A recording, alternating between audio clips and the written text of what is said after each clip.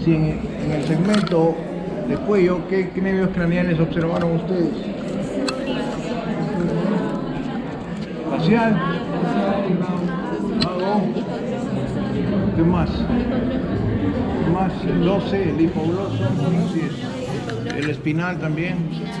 Lo he observado ahí. Ahora vamos a ver todos. Los 12. No solo por la emergencia que va acá, sino ¿por qué? ¿Por qué? Porque el cráneo, muchachos, no solo engloba aquí y protege lo que vamos a llamar la masa encefálica del cerebro. ¿Y qué significa eso? Y vamos a estar en el origen del sistema nervioso central. Todos los órganos se subordinan al sistema nervioso central. Cuando falla el sistema nervioso central, la muerte es inmediata.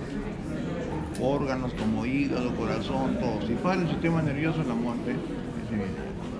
Segundo, si ustedes ven acá, el cráneo tiene dos características. Uno, que vamos a tener la bóveda,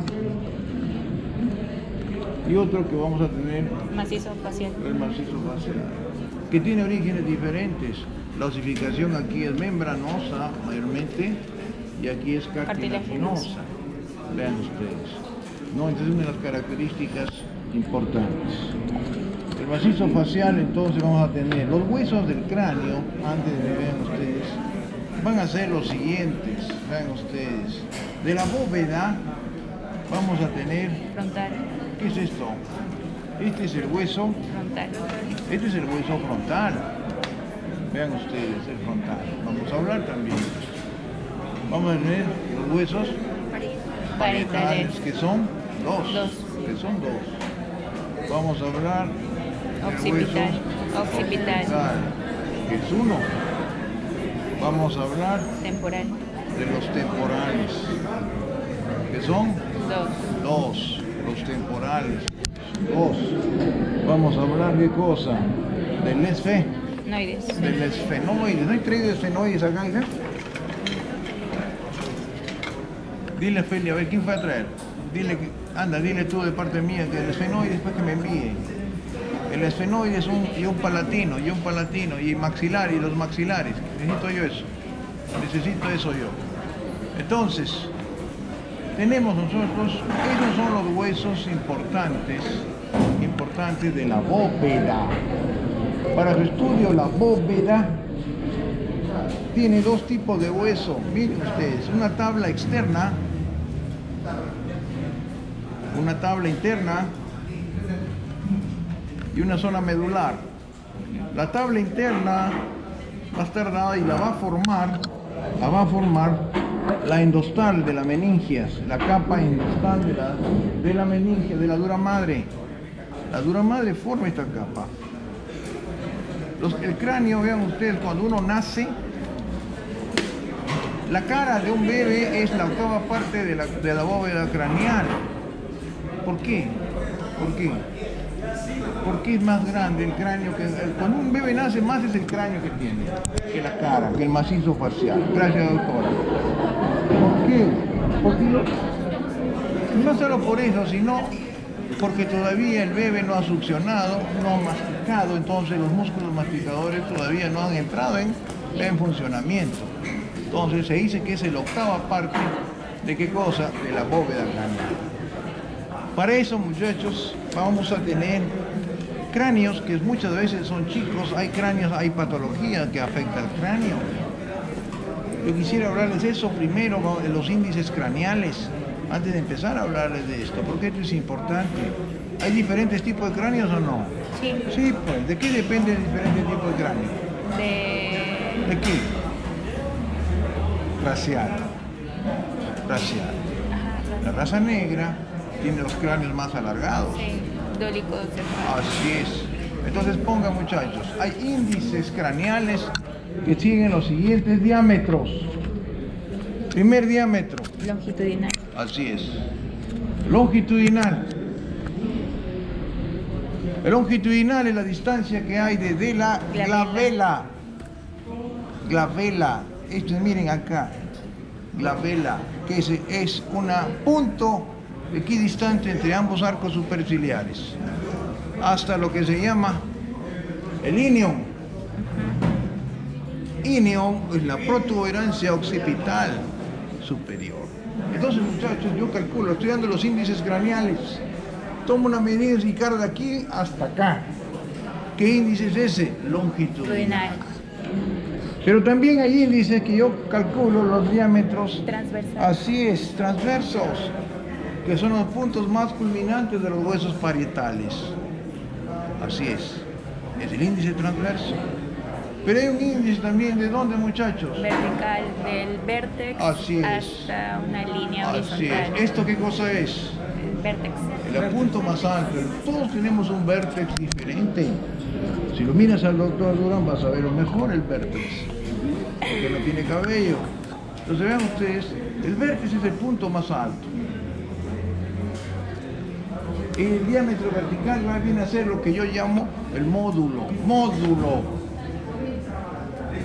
¿Qué es el módulo? La distancia de aquí a una línea horizontal imaginaria que yo trazo a nivel de la mandíbula, al borde inferior de la mandíbula. Eso se llama el módulo. Y los que saben de patología forense, yo puedo por el módulo calcular la altura o la estatura de la persona cuando vivía, porque viene a ser 7.5 módulos la estatura. Ejemplo, si esto mediría 20 centímetros, ¿cuánto medía este hombre?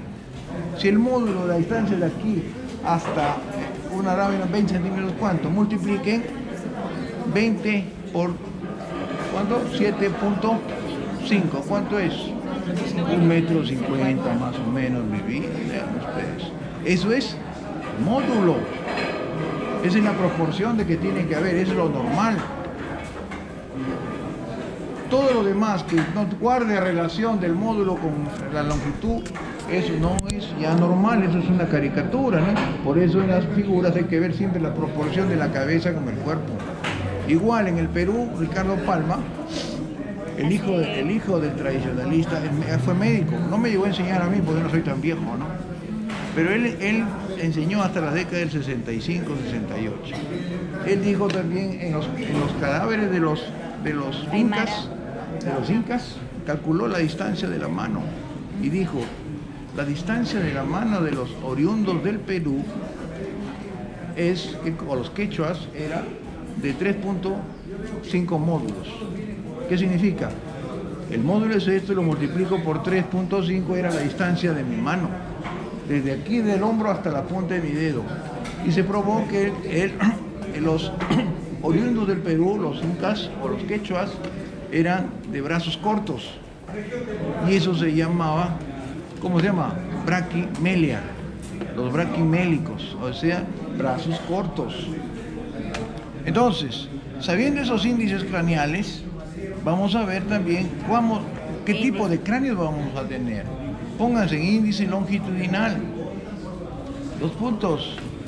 El índice longitudinal viene a ser, muchachos, ¿qué cosa? ¿Cómo calculan? Igual. Diámetro transversal por 100 entre el diámetro longitudinal. Entonces tenemos que el diámetro longitudinal yo calculo, mido el transverso, lo multiplico por 100 y lo divido entre el diámetro longitudinal. Eso me va a dar cráneos alargados, que son los dólicocéfalos, y cráneos cortos, son brachiocefálicos. Eso significa, ¿qué cosa es un dólicocefálico? Una cabeza alargada. Cuando predomina sustantivamente es mayor el diámetro longitudinal que el transversal. Es mucho mayor. Normalmente debe ser mayor, pero no tanto. Son los dólicocéfalos. Y braquicefálicos cuando es corto. Cráneos de longitud corta. Igual, le dije entonces que a veces la raza en África predomina eso. Pero después tenemos también los cráneos anchos. ¿Cómo calculo un cráneo ancho? El índice transversal.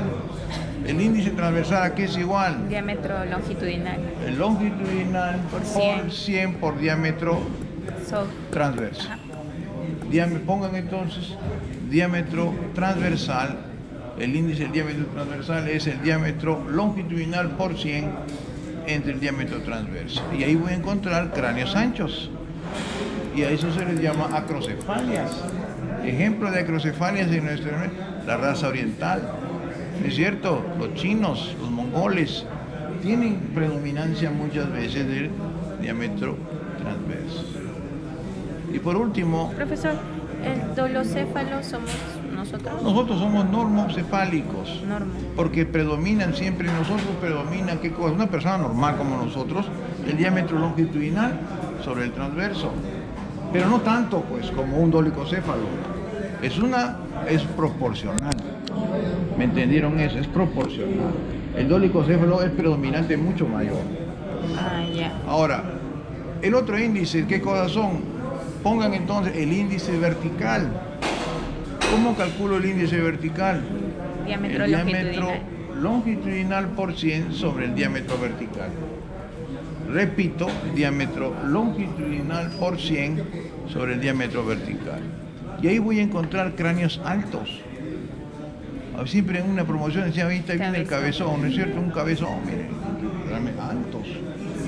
Eso se le llamaban turricéfalos, cráneos altos, vertical. Y lo contrario, cráneos más chicos son los platicefálicos, ¿no? Los platicéfalos. Pero eso es normal, depende genéticamente, racialmente. Eso no es normal. Pero también en África, ¿yo puedo deformar el cráneo o no? Sí, ¿no es cierto? El cráneo se puede deformar. Cuando uno nace le pongo 2 tablitas acá y deformo el cráneo. ¿Han visto ustedes eso? Sí. Pues en la China le ponen un montón de aros acá en el cuello y ponen un cuello estirado totalmente. En la China ponen zapatos muy angostitos y deforman el pie. Vean ustedes, pero esos son producidos por las diferentes creencias. Pero existen entonces enfermedades que sí me deforman el cráneo. Una de las clásicas que me deforma el cráneo es el hidrocefalia. ¿Han visto un hidrocefálico o no? Sí. ¿No es cierto? Es un hidrocefálico. ¿Qué cosa es? Es una enfermedad neurológica. ¿Por qué cosa es? Obstrucción del agujero de Monro. Dime. Creo que sí. Ya, gracias. El agujero de Monro o interventricular. Cuando este agujero que hace qué cosa, que el líquido cefalorraquídeo circule, se obstruye, ¿qué cosa va a hacer? Se empieza a dilatar. ¿Por qué? Porque en el niño las fontanelas que veremos no están cerradas todavía y empieza a dilatarse. Porque el líquido cefalorraquídeo se sigue produciendo, pero eso no para. El problema va a ser ¿qué cosa? El drenaje. Ese es el problema. Entonces, hidrocefalia. Pero existen también cráneos que se cierran antes de tiempo y producen un cerebro chiquito, se llama microcefalia. La microcefalia lleva al cretinismo, que es el retardo mental. Son cráneos muy pequeños. Eso se llama cráneoestenosis. La cráneoestenosis es el cierre temprano, y yo les pregunto eso, de las suturas. De la bóveda. Así es. Producen entonces lo que es microcefalia. ¿Qué significa? Que el cerebro no puede expandirse. Se va a adaptar a un sistema, pero no es un sistema propio de él. ¿Qué otras enfermedades me van a deformar el cráneo? Puede ser, así es, la deficiencia de vitaminas. Una persona que lleva una desnutrición marcada o severa me va a producir deformidades en el cráneo, sí. La tuberculosis también, muchachos. La tuberculosis deforma, vean ustedes, el cráneo cuando ataca los huesos. ¿Qué otra enfermedad? Tumores. Los tumores craneales también me pueden deformar el cráneo. Metopismo. ¿No es cierto? El metopismo vamos a verlo dentro de un rato. Otra cosa que quiero que sepan. Acá existe una arteria importante que la vamos a ver en la práctica que se llama la meningia media. Sí. La meningia media es una arteria de la maxilar interna, de la segunda porción. Esta arteria labra surco vean ustedes, sobre la tabla interna. ¿Ahí lo ven o no? Parece una hoja de higuera, miren ustedes. Es una meningia media. Irrígala, como su nombre le dice, a la meningia, a la dura madre.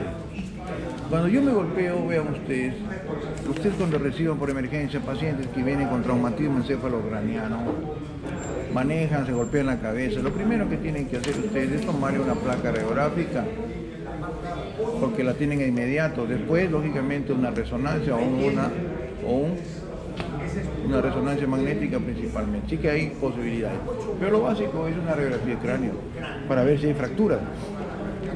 Y van a ver ustedes cómo se desplaza. Hay un hematoma a expenso de la meningia media y el cerebro lo va a desplazar hacia adentro. Es una hemorragia de tipo epidural. Entonces, las hemorragias epidurales son hemorragias de la meningia media que va a estar situados entre la tabla interna de quién? De la bóveda craneana y la capa endostal de la meningia, de la dura madre. Entonces, vean ustedes, tenemos una característica. Ahora bien, en el bebé existen lo que se llaman fontanelas. Las fontanelas son membranas que no se cierran herméticamente después del nacimiento. Necesitan un periodo de tiempo. Y a un niño de un mes de nacido, tóquenle su cabecita para que vean que se van a ver cómo se hunde. Porque no se han cerrado todavía o no se han osificado estas fontanelas.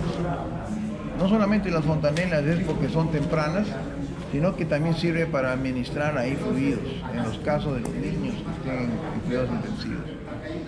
Las fontanelas son estas. La primera se va a llamar bregmática. Se cierra a los 2 años. Se cierra a los 2 años o 24 meses. Eso significa que antes de los 2 años, en un niño lo voy a ver, voy a tocar, palpar la bregmática. Miren, bregmática. 2 años. Luego sigue la landoidea. La bregmática, ¿entre quién está? Si ustedes se han fijado, esta es la sutura coronal con la sagital, la intersección. Esta es la landoidea, landoidea con L. Es la intersección de la sagital con la propiamente landoidea. Esta se cierra a los 2 meses. 2 meses. Luego tengo la térica. 3 meses. Miren muchachos, aquí en la térica es la intersección de qué huesos. Acá hay 4 huesos. ¿Sería frontal? Sí. Parietal, temporal y el esfenoides. La térica más o menos en 3 meses debe estar cerrándose. Y por último, la astérica. ¿Entre quién es qué hueso en la astérica, muchachos? Occipital. 1. Occipital. Sí. Parietal, temporal. Temporal Y parietal. ¿Es cierto? Esto se cierra.